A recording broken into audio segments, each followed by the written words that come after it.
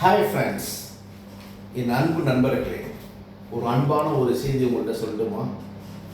இந்த உலகத்தில் எத்தனையோ புதிய புதிய புதிய கண்டுபிடிப்புகள் வந்துக்கிட்டே இருக்கு. எவ்வளவோ கண்டுபிடிப்புகள் வருது. இதெல்லாம் யாருக்காக நினைக்கிறீங்க? நல்ல ஒரு விஷயம் பண்ணி பாருங்க. இந்த உலகத்தில் உலகம் அப்படின்னா மனிதர்கள் தான். ஆண் பெண் ரெண்டே பேர். இந்த இரண்டு ஜீவன்களுக்காக மட்டுமே அதே 6 அறிவு உள்ள மனிதனால் ஆயிரம் கண்டுபிடிப்புகள் கண்டுபிடிச்சிக்கிட்டே இருக்கும். எத்தனையோ வசதி வாய்ப்புகள் பெருகிட்டே இருக்கு.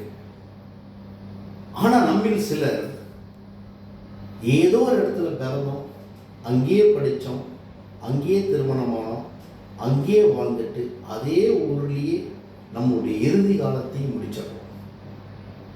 ஒரு சைக்கிள் பார்க்காம, ஒரு பைக்கை பார்க்காம, ஒரு காரை பார்க்காம, ஒரு ஹெலிகாப்டரை பார்க்காம, ஒரு ஜெட்டை பார்க்காம, ஒரு கப்பலில் பயணம் பண்ணாமல், இந்த உலகத்தில் இருக்கக்கூடிய எந்த நாட்டையுமே சுற்றி பார்க்காம, நாம் வாழக்கூடிய தமிழ்நாட்டில் நம்மள்கிட்ட இருக்கக்கூடிய எத்தனையோ திருத்தலங்களுக்கு போகாமல் இப்படியும் வாழக்கூடிய நம்முடைய சகோதரர்களாக இருக்காங்க. இந்த பதிவு எதுக்கு அப்படின்னா, தயவு செய்து ஒரு அவார்னஸ் சொல்லுங்க. நல்லா படிப்போம், நல்ல உடம்பை பார்த்துப்போம், ரைட்?